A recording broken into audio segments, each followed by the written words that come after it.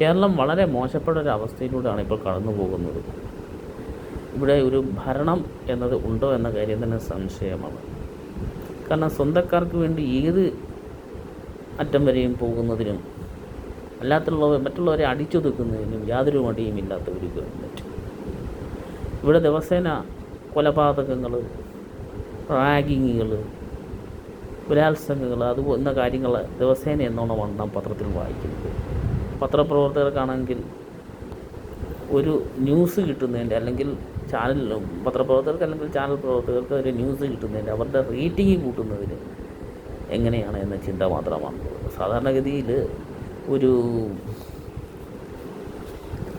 അന്തിച്ചർച്ച ഏതെങ്കിലും ഒരു ചാനൽ തുടങ്ങിക്കഴിഞ്ഞാൽ അത് മാറ്റിവെച്ചിട്ട് അതിനിടയിൽ പെട്ടെന്നൊരു ന്യൂസ് പറയുന്ന ഒരു ചരിത്രം നമ്മൾ ഇന്നേ വരെ ചാനലിൽ കണ്ടിട്ടില്ല. പക്ഷേ ഇന്ന് അതിന് വിപരീതമായിട്ടൊരു ചാനലിൽ പെട്ടെന്ന് തിരുവനന്തപുരത്ത് 6 പേരെ വെട്ടിക്കൊന്ന കൊലപാതകം അതങ്ങ് വളരെ വിശദീകരിച്ച് അത്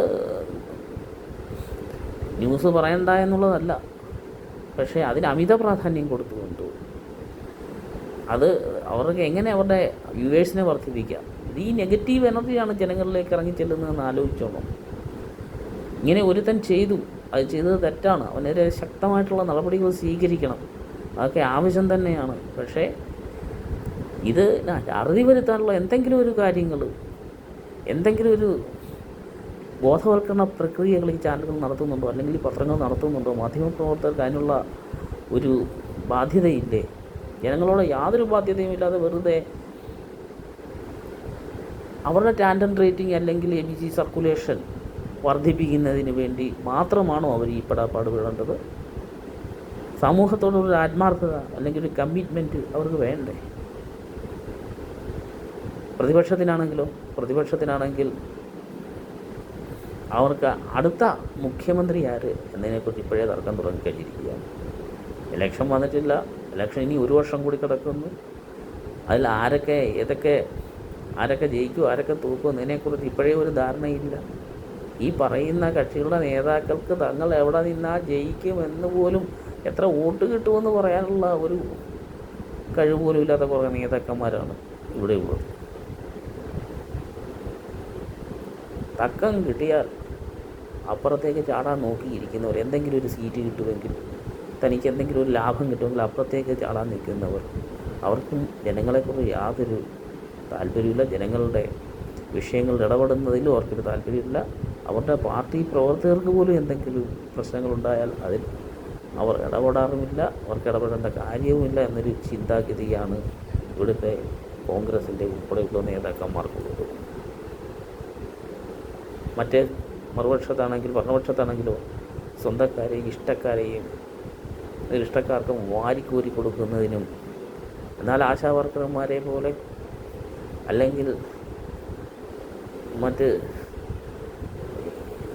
അംഗൻവാടികളിൽ ജോലി ചെയ്യുന്ന ഇവരെയൊക്കെ അവഗണിക്കുന്ന, താഴേക്കടയിലൂടെ അവഗണിക്കുന്ന ഒരു സ്ഥിതിവിശേഷമാണ് നിലവിലുള്ളത്. ഒരു പത്രത്തിൽ, അതായത് കേരളത്തിലെ വാർത്തകൾ അറിയണമെങ്കിൽ ഇപ്പം മലയാളം പത്രമല്ല, ഇംഗ്ലീഷ് പത്രം വായിക്കേണ്ട ഒരു ഗതികേടാണ് വർദ്ധിക്കുന്നത്. അതുകൊണ്ട് സാധാരണ ജനങ്ങളിൽ യഥാർത്ഥ വാർത്ത പോലും എത്തിക്കാൻ ഈ മാധ്യമപ്രവർത്തകർക്ക്, മലയാള പത്രപ്രവർത്തകർക്ക് കഴിയുന്നില്ല. കഴിഞ്ഞ ദിവസം ഹിന്ദുവിലൊരു വാർത്ത കണ്ടു. 2013 ശേഷം ഏകദേശം 16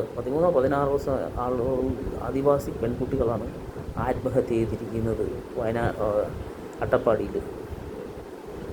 മലയാളത്തിൽ ഏത് പേപ്പറിൽ ഈ വാർത്ത വന്നു? അവർക്കിതിലൊന്നും ഒരു താല്പര്യമില്ല. അവർക്ക് തങ്ങളുടെ സർക്കുലേഷൻ വർദ്ധിപ്പിക്കണം, അല്ലെങ്കിൽ ടാൻഡൻ റേറ്റിംഗ് കൂട്ടണം എന്നതിൽ മാത്രമാണ് അവരുടെ ചിന്ത.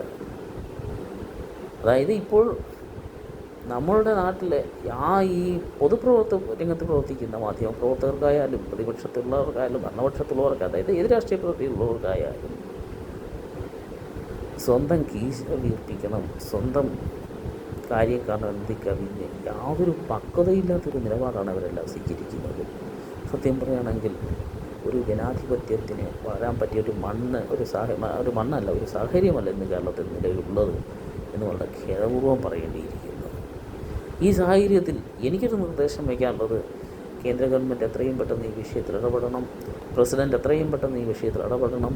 ഇവിടെ ഒരു പ്രസിഡൻഷ്യൽ ഭരണം, ഒരു രാഷ്ട്രപതി ഭരണം ഒരു 6 വർഷത്തേക്കെങ്കിലും, 6 മാസമല്ല 6 വർഷത്തേക്ക് 6 10 കൊല്ലത്തെങ്കിലും ഏർപ്പെടുത്തിയാലും വേണ്ടില്ല. പഴയ രാജഭരണം പോലെ ഇവിടെ ഒരു പ്രസിഡൻ്റ് ഭരണം, ഒരു രാഷ്ട്രപതി ഭരണം ഏർപ്പെടുത്തണം. ഒരു അടിയന്തരാവസ്ഥയുടെ ഒരു സ്ഥിതിവിശേഷമാണ് ഇവിടെ സംജാതമായിരിക്കുന്നത്.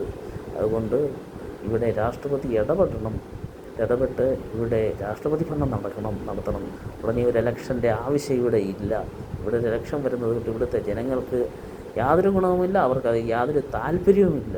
അതിനാൽ എത്രയും പെട്ടെന്ന് രാഷ്ട്രപതി ഭരണം നടത്തുന്നതിന് വേണ്ട നടപടികൾ കേന്ദ്രത്തിൻ്റെ ഭാഗത്തു നിന്ന് ഉണ്ടാകുമെന്ന് പ്രതീക്ഷിച്ചുകൊണ്ട് ഞാൻ എൻ്റെ വാക്ക് ചുരുക്കുന്നു. ജയ് ഹിന്ദ്.